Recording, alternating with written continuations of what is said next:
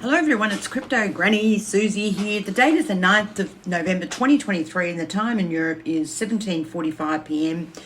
Very exciting time in cryptocurrency. I have to tell you that it's going to rally even so much higher, prices much higher. People, I got to tell you that I'm glad we didn't give up on crypto because this is the start of a massive bull run, and I'm glad that people joined my service because we didn't sell any of our crypto. We're still holding portfolio 5, 6 and 7 investment portfolio plus our trading portfolios from 5 and 6. And the one we started, investment portfolio number 7, if you look under portfolio on our platform, number 7, we started that on the 1st of August 2023, and already it's up 36%. We only put in about $4,500 and it's up 36%, which is a nice little return for such a short period of time. We bought Bitcoin at 28,961. We bought Chainlink at 749. We bought XRP at 69 cents, and we bought Polkadot at 4.814. So very happy with the way crypto's going. I'm surprised that people were actually short Bitcoin. They're mad. I mean, absolutely mad with the Bitcoin ETFs coming. Potentially trillions of dollars going to the crypto market with these ETFs, and huge corporations and fund managers going in. This is just a no-brainer, people. Why would you be short Bitcoin? About 150,000 people got liquidated.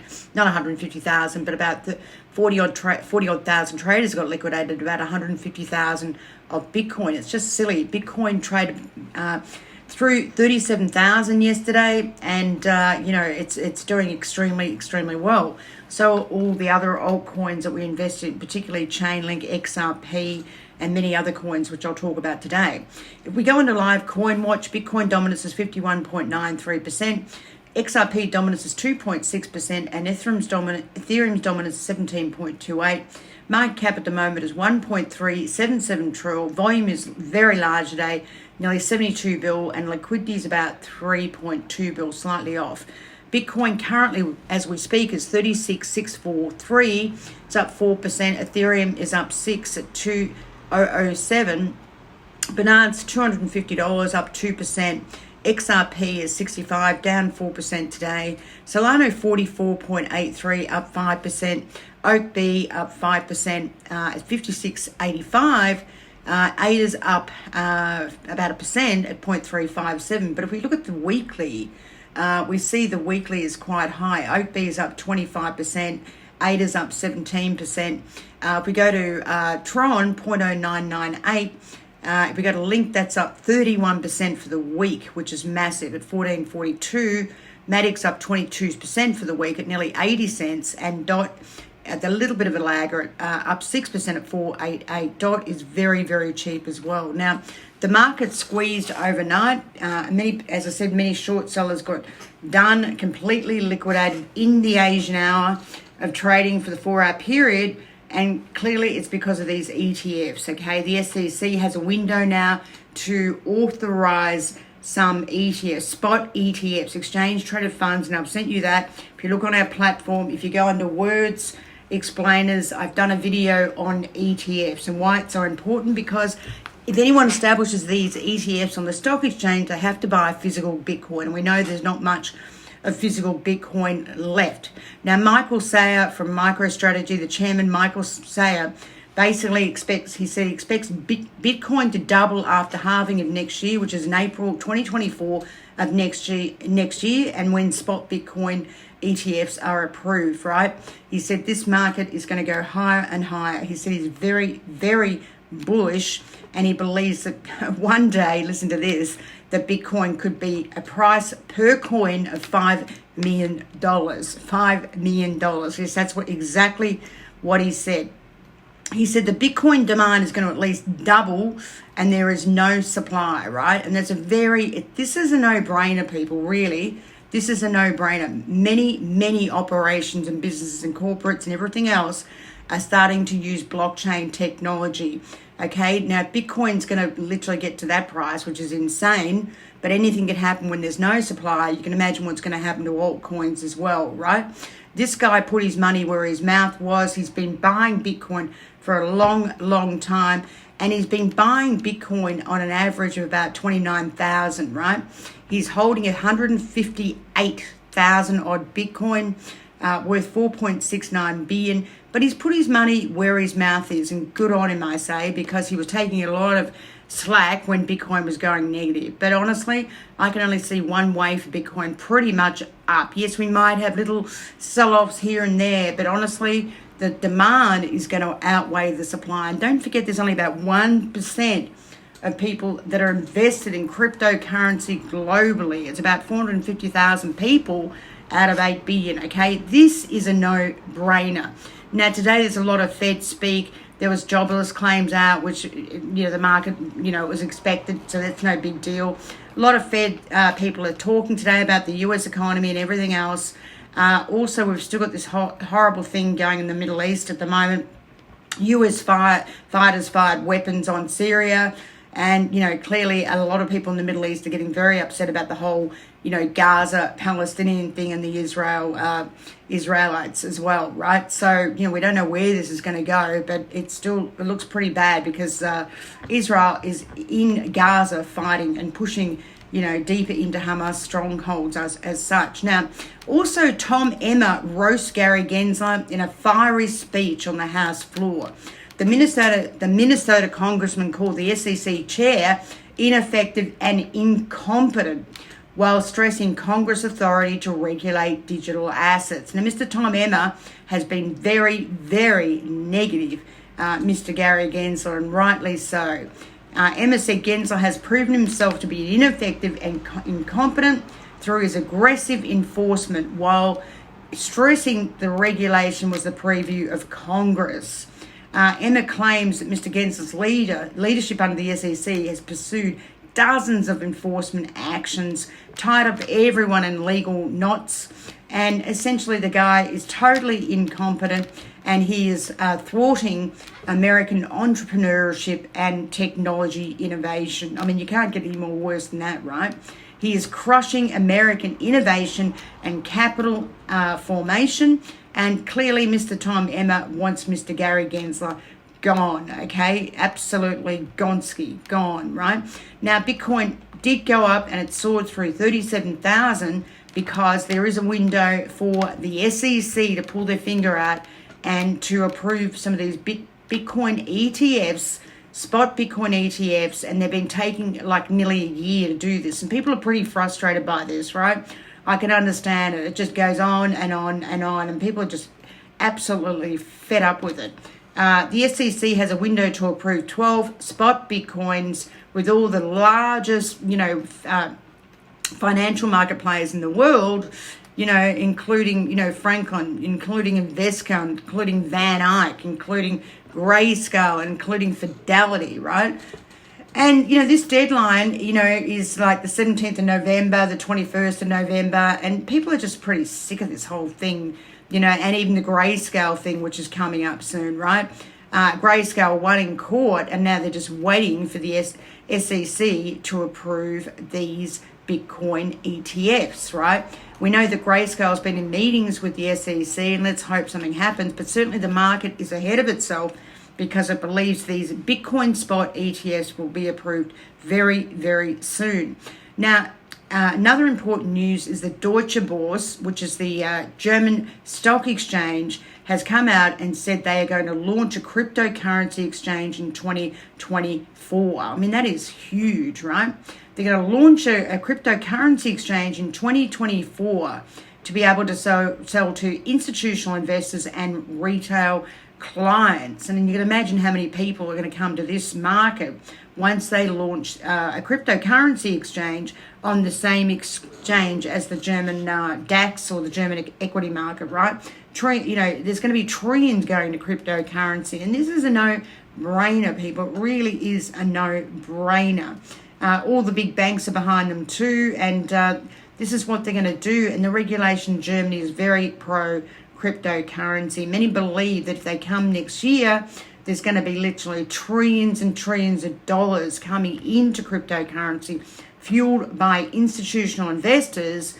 And furthermore, don't forget, the cryptocurrency regulation in Europe, markets in crypto assets, MiCA, is effective next year. Now, also FTT rallied because there's plans afoot. FTX exchange may restructure, and there's 3 very large investors that are interested in restructuring FTX. Apparently, these ones are Figure Technology and Proof Group, and there's also a couple of others as well, but they have to get approval from the SEC. Also, the Gibraltar Financial Service Commission is looking at the defunct FTX exchange, right? So it's going to be very interesting to see what happens here, and hopefully the SEC will give approval for this, right? They're just so slow about everything, right? Everyone just fed up with this. Now, also today, the 9th of November, it's a significant day apparently for SEC and Ripple, right?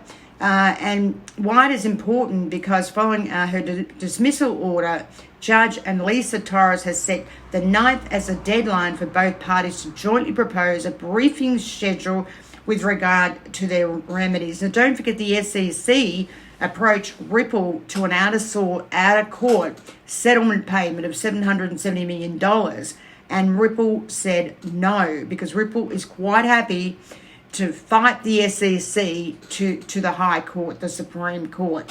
And so they should, as far as I'm concerned, because I think they're on very, very firm ground. And my view about Mr. Gary Gensler.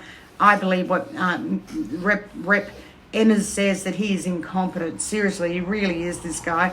And they've got to get rid of this guy because he's killing America, and everyone's leaving America to go elsewhere.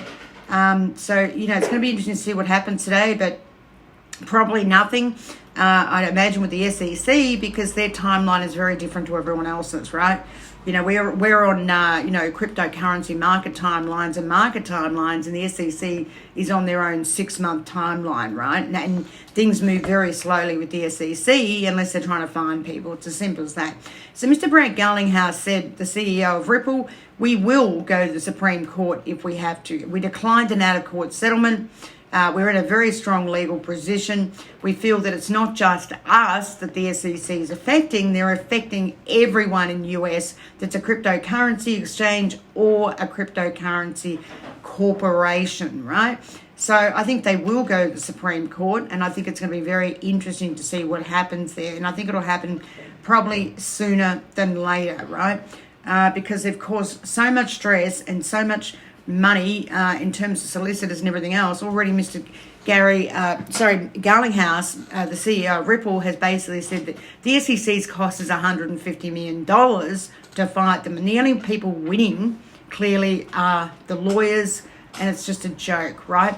Now, Ripple has a new client, a new global payments provider, Rockfuel, and it's apparently a comprehensive payment solution which includes ACH banking, Bitcoin, and other securities, and they're now in a strategic partner with Ripple.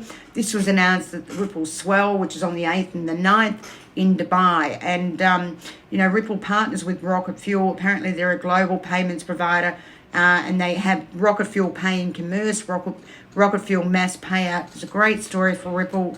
It's cross-border business-to-business payment. And, Ripple are just adding new clients every day, and it's a terrific story, and good on them, I say. Many people feel that Ripple is the coin to look at, and I agree with that.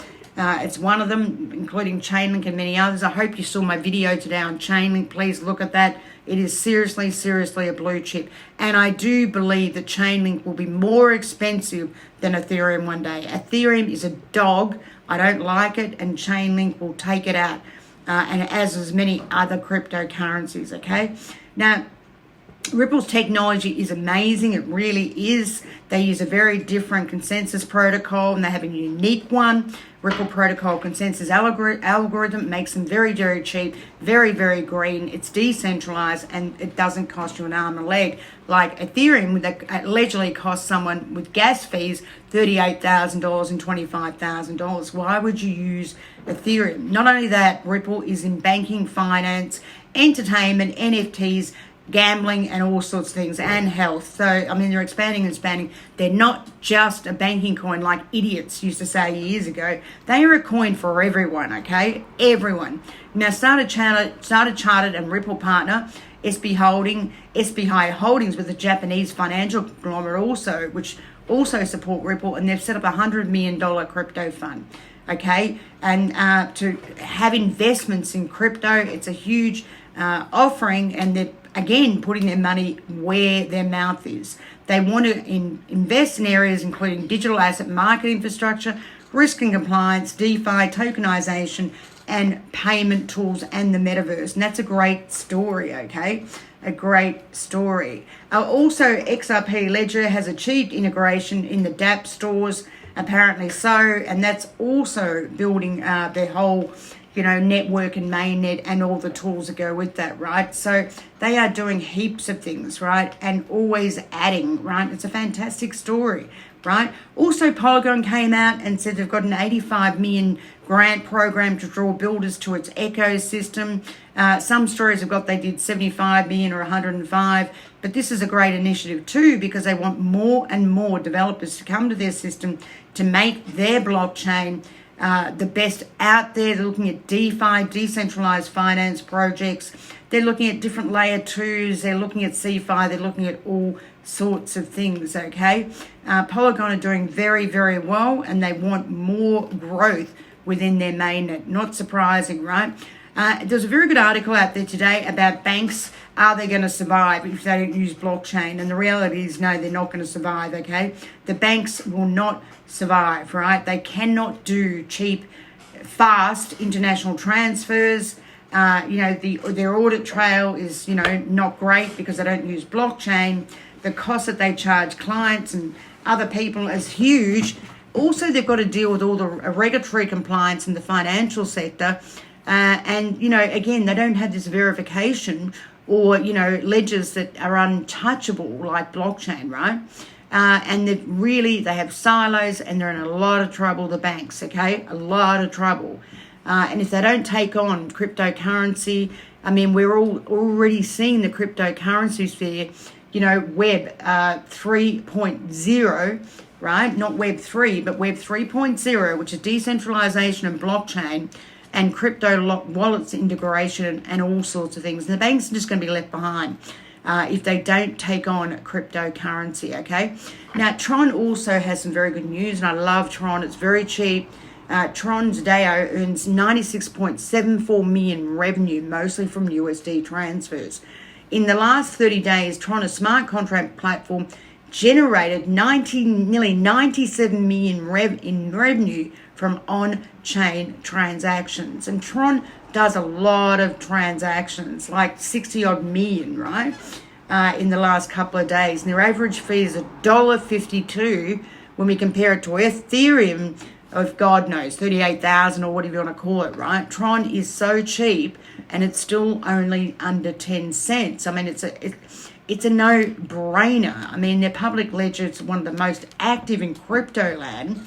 And Justin Sun, the co-founder of Tron, has done incredible stuff. I mean, he has amazing smart contracts, amazing token terminal data. He has external exchanges, all sorts of things, right? And incredible scalability, right? And it's no wonder Tron is doing very well and is one of the most active mainnets out there with active clients that trade on that mainnet every day.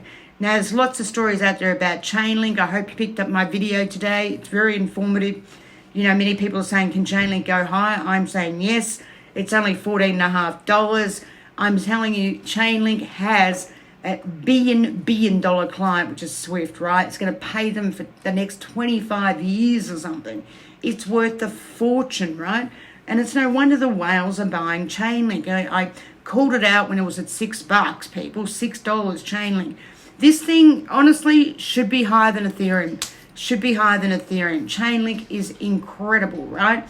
I don't need to tell you any more, but it just had another big contract.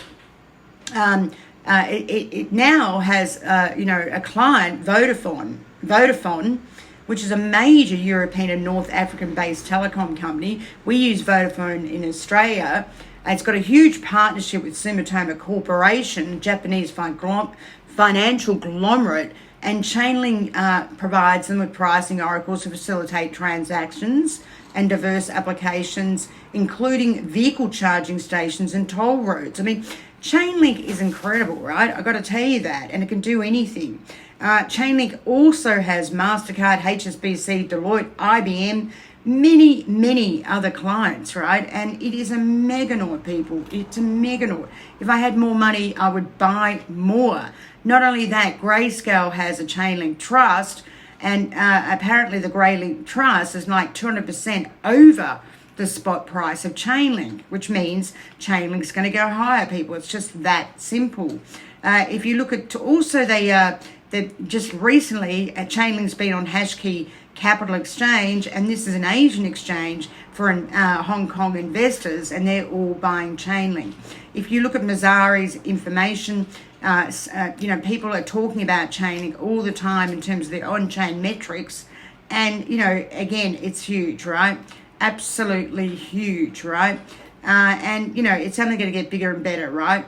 The fact is that Grayscale Chainlink Trust has witnessed an outstanding 200% premium compared to Chainlink, tells you that Chainlink will go higher, okay? It's that simple, because the spot's at 4.45 and the trust is 200% over the spot price. Well, you don't need to be a rocket scientist to know where the Chainlink price is going to go, right? It's not only that. If you look at the sentiment of Chainlink, more and more people are increasing their exposure to Chainlink, but not only that, they're opening up new accounts for Chainlink and buying Chainlink as well, right? It's an international player. It really is the new gold standard for cross-chain interoperability and protocols and security, and it just is an incredible story. Don't forget, we have about 31,000 coins and tokens. If you look at Live Coin Watch, well over, and Chainlink could provide services to all those, okay? They just put on another client, a stable and it's integrating Chainlink proof of reserves, okay, on Ethereum. So it is an incredible story. Now, Huobi token also rose in the last couple of days. It's been extremely cheap, this one. It's been in a big downtrend, and it did rally, had a surge in price, something like 25% or 30%. Huobi, yes, have had a lot of trouble, but their volume is starting to increase, and their coin is very cheap. It was sitting around $2.40 for some time, and it went very quickly through $3. There are some opportunities in this crypto market even now that are so cheap, i.e. Tron is still really cheap, Huobi's really cheap, VeChain is so cheap, it is a joke, right? VeChain is now partnering with Coinbase for an educational blockchain program. VeChain is a meganaut, and it does not reflect the value of VeChain in its price, right? Coinbase have a lot of clients, probably about 30 million clients, and now they're partnering with VeChain to launch educational programs for its blockchain platform, right? This learning program, quizzes people, gives them free VeChain, all sorts of things, right?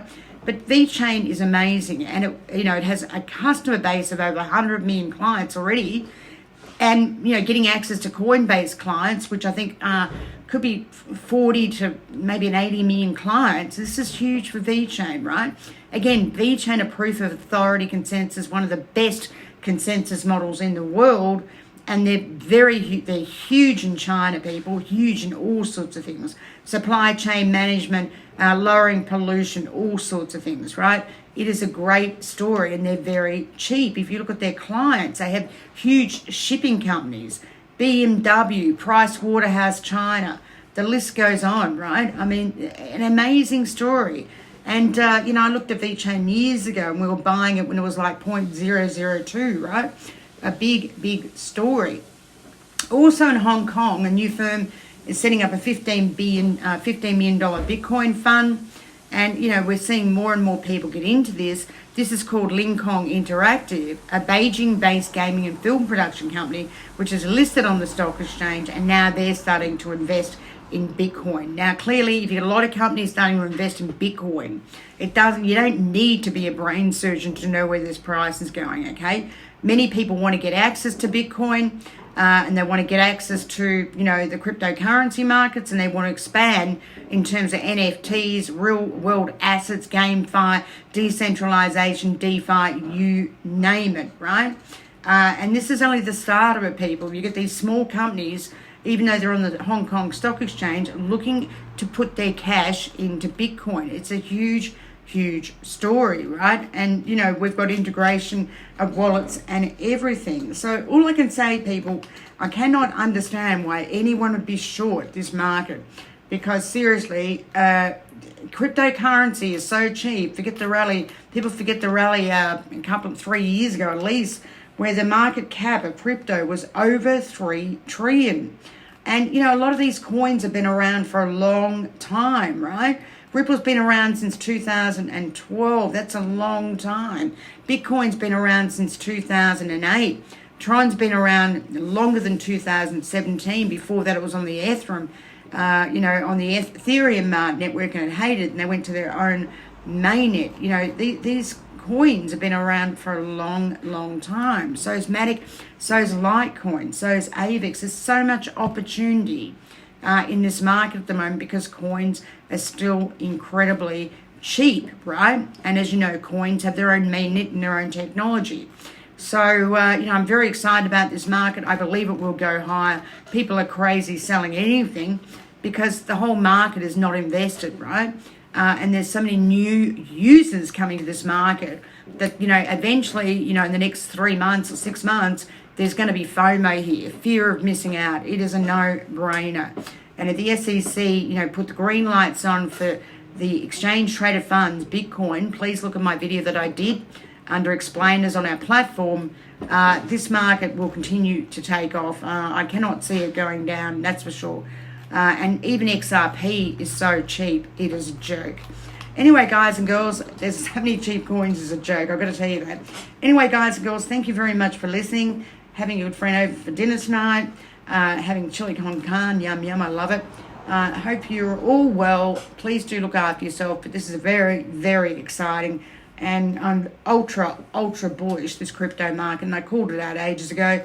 And let's see how we all go. But thank you very much for listening. Look after yourselves, your family, your friends, your loved ones, your partners, your husband, wife, and your dear children. And please do look after your animals. And thank you for listening.